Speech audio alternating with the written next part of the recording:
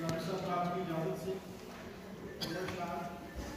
कुछ ऐसा अब मेरे शेरों का ढंग लगता है, माइक ऊपर करो। हर एक फर्श में तेरा ही रंग लगता है, गुमा गुजरता है तुम पर के ही जैसी हो, कभी कभी तो ये लाहौर झंग लगता है।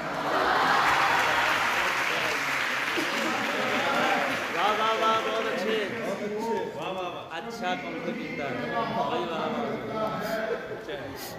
वाह ऐसे मिटाना पड़ा मुझे, वाह, दावे फिराक ऐसे मिटाना पड़ा मुझे, पेड़ों से पंछियों को उड़ाना पड़ा मुझे, मुझको हंसा रही थी वो चाय की मेज पर, वाह वाह, मुझको हंसा रही थी वो चाय की मेज पर, उसको सुना के शेर रुलाना पड़ा मुझे।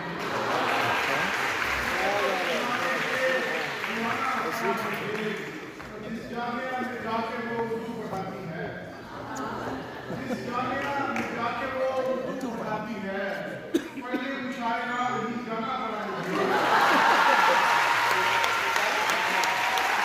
मुशायरा नहीं जाना